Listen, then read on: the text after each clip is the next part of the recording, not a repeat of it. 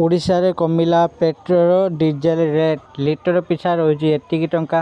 तो आसतु आज आम जानिबा ए वीडियो माध्यम रे आज केउ केउ स्थान रे केते दर खसीची आसतु जानिबा। तेणु वीडियो को आरंभ करने पूर्व आपण समस्त को अनुरोध जो मैंने आम चैनल को एपर्यंत सब्सक्राइब करना आपण मैंने एवं ही आम चैनल को सब्सक्राइब करूँ। आ वीडियो भल लगे वीडियो को लाइक शेयर कमेंट करदे। तो चलतु डेरी न करी आज वीडियो को आरंभ करवा।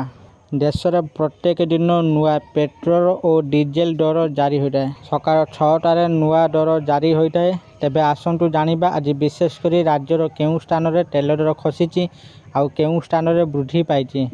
नजर पकांतु प्रमुख सहर रे केते रही आजिर तैल दर। देशर राजधानी दिल्ली रे आज पेट्रोल मूल्य 1 लिटर 94 टंका 77 रही बेले डीजेल 1 लिटर 27 टंका 67 रही। एठारे दर स्थिर रही। सेहीपरि मुंबई रे पेट्रोल दर लिटर पिछा 103 टंका 50 पैसा रही बेले डीजेल रेट 90 टंका 3 पैसा रही।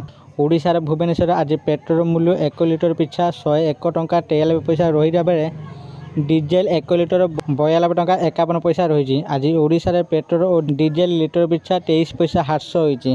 तैल दर वृद्धि काट करने को बहुबार दाबी होइथिले मध्य सरकार एथिप्रति ध्यान देउ नथिबा देखिबाको मिलची, जहाको नै साधारण लोकक मध्य असंतोष वृद्धि पाइबार लागिची। आशा करछि आपण माने वीडियो देखि सब किछि बुझी जाइथे जे ओडिशा रो आज डीजेल और पेट्रोल दर केते ह्रास पाइছে। आशा करछि आपण मानकु आजिरो एही छुटिया इनफॉरमेशन वीडियोटी निश्चित भाव में भल लागिथिबो।